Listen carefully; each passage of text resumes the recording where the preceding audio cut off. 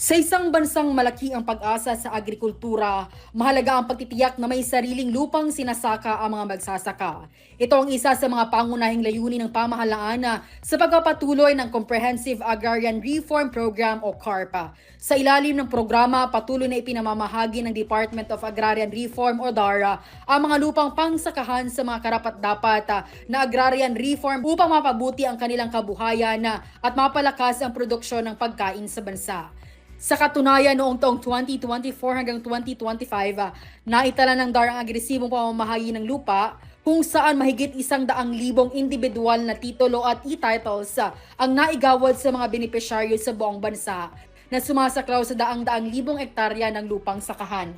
Ito ay bilang pagtupad sa pangako ni Pangulong Ferdinand Marcos Jr. na paigtingin ang agrarian reform at tapusin ang pamamahagi ng mga natitira pang agricultural lands sa bansa bago matapos ang kanyang termino. Sa katunayan, hanggang ngayong taong 2026, nakatutok ang kagawaran sa Project Split upang mas mapabilis ang paghahati-hati ng mga Collective Certificate of Land Ownership Award at ang pamamahagi ng government-owned lands sa ilalim ng Executive Order No. 75.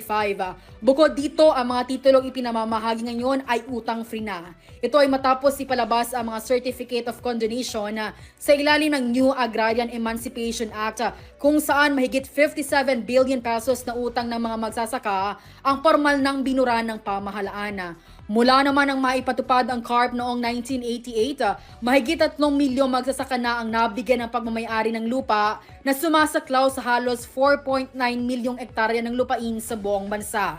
Hindi lamang pamamahagi ng lupa ang tinututukan ng DAR ngayong taon. Kasabay nito ang pagpapaiting ng mga support services tulad ng farm machinery, irrigation at mga farm-to-market roads upang masigurong maging produktibo ang mga bagong titulong lupa. Sa pagbibigay ng lupa, pagbura sa mga lumang utang at pagtupad sa mga pangako ng pamahalaan, umaasa ang mga kadayunan na mas maraming magsasaka ang makakabangon.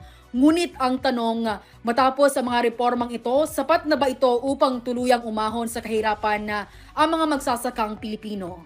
Para sa SONA 2026, ito si Wina Prelasoro ng DZRH, una sa Pilipinas, una sa Pilipino.